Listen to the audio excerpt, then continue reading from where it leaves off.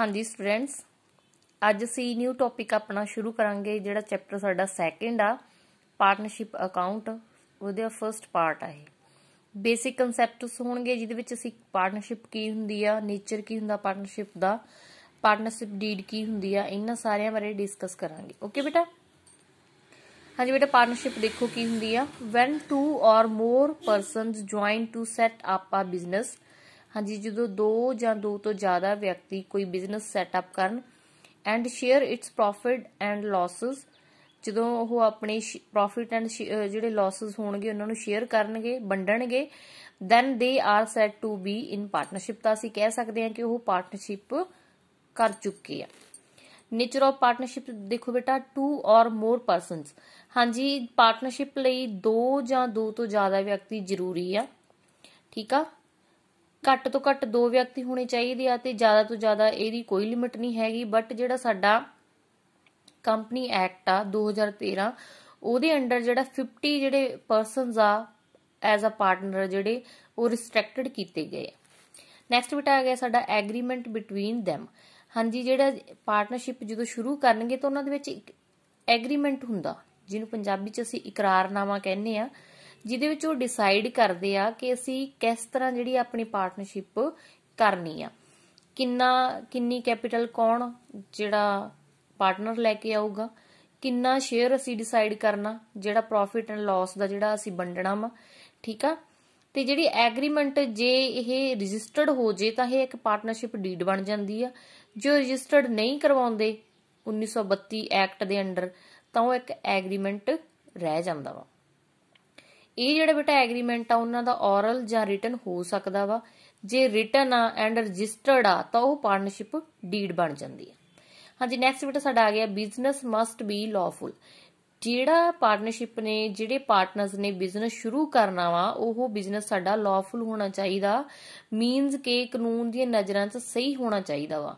ਜੇ ਸਾਡਾ ਬਿਜ਼ਨਸ ਲॉफुल ਨਹੀਂ ਹੈਗਾ ਤਾਂ ਕੀ ਹੈ बेटा, ਉਹ ਪਾਰਟਨਰਸ਼ਿਪ ਨਹੀਂ ਮੰਨੀ ਜਾਊਗੀ।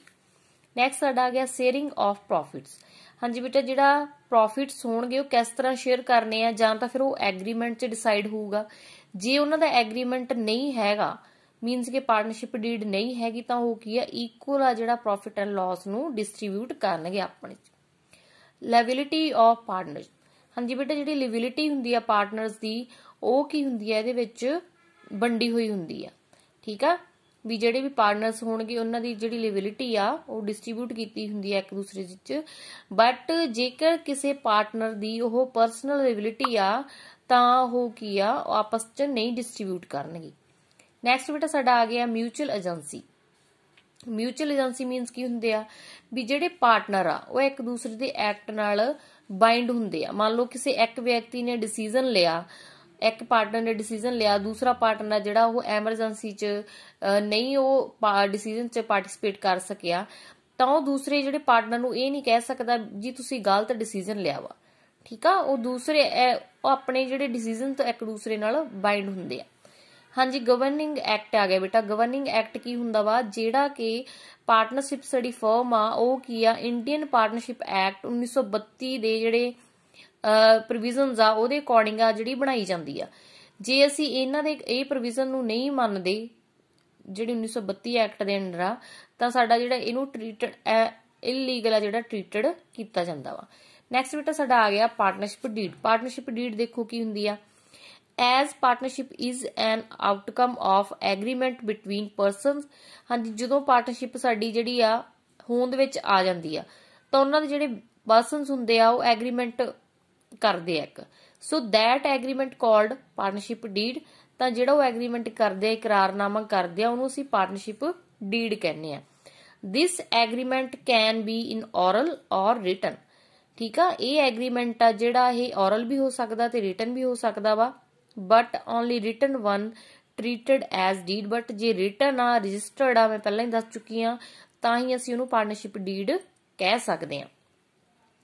हाँ जी, इस तो अगे जिहड़े साडे पॉइंट्स आ, ये मोस्ट जिहड़ी इंपोर्टेंट आ, जिहड़ा साडा टॉपिक आ, if no agreement deed take place, मतलब कि जे कोई एग्रीमेंट जां डीड नहीं हुंदी तां किस तरह असीं ट्रीट करना वा। ठीक आ, हाँ जी, इस तो कि profits are to be shared equally. जे साडी पार्टनरशिप ਡੀਡ नहीं हैगी, उन्हां दे विचकार कोई औरल आ जां, ठीक आ, तां फिर ਉਹ ਕੀ ਆ ਆਪਣੇ ਪ੍ਰੋਫਿਟਸ ਆ ਜਿਹੜੇ ਇੱਕ ਦੂਸਰੇ ਨਾਲ ਇਕੁਅਲੀ ਸ਼ੇਅਰ ਕਰਨਗੇ, ਮੀਨਸ ਇੱਕ ਇੱਕ ਦੀ ਰੇਸ਼ੋ ਚ ਲੈਣਗੇ, ਠੀਕ ਆ। ਇਸੇ ਤਰ੍ਹਾਂ ਜੇ ਲਾਸਸ ਹੁੰਦੇ ਆ ਤਾਂ ਵੀ ਉਹ ਇਕੁਅਲੀ ਡਿਸਟ੍ਰੀਬਿਊਟ ਕਰਨਗੇ ਆਪਸ ਚ।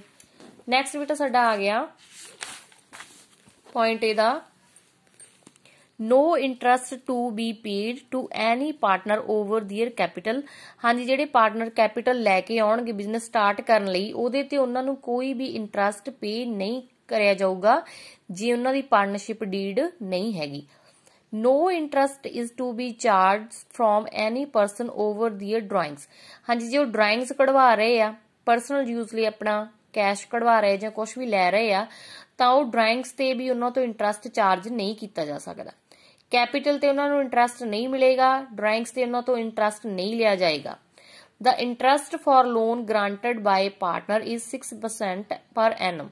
हाँ जी, जिहड़ा भी वो लोन ग्रांट करनगे लैणगे मीनस के फर्म तो उन्हां ते उन्हां नूं 6% आ जिहड़ा पर एनम आ जिहड़ा इंटरस्ट पे करना पऊगा। No partner is entitled to get salary, bonus or commission. ਕਿਸੇ ਵੀ ਪਾਰਟਨਰ ਨੂੰ ਨਾ ਸੈਲਰੀ ਮਿਲਣੀ ਆ, ਨਾ ਬੋਨਸ, ਨਾ ਕਮਿਸ਼ਨ, ਜੇ ਉਹਨਾਂ ਦੇ ਵਿੱਚ ਕੋਈ ਵੀ ਐਗਰੀਮੈਂਟ ਆ ਜਿਹੜਾ ਨਹੀਂ ਹੋਗਾ। ਆਈ ਥਿੰਕ ਬੇਟਾ ਤੁਹਾਨੂੰ ਜਿਹੜੀ ਇਹਦੀ ਥਿਊਰੀ ਆ ਕਲੀਅਰ ਹੋ ਗਈ ਹੋਊਗੀ। ਥਿਊਰੀ ਧਿਆਨ ਨਾਲ ਸੁਣ ਲੈਣੀ ਆ, ਤੇ ਜੇ ਤੁਹਾਡੇ ਕੋਲ ਬੁੱਕ ਵਗੈਰਾ ਨਹੀਂ ਹੈਗੀ ਤਾਂ ਇਹਨੂੰ ਕਿਸੇ ਨੋਟਬੁੱਕ ਤੇ ਨੋਟ ਕਰ ਲਿਓ, ਠੀਕ ਆ।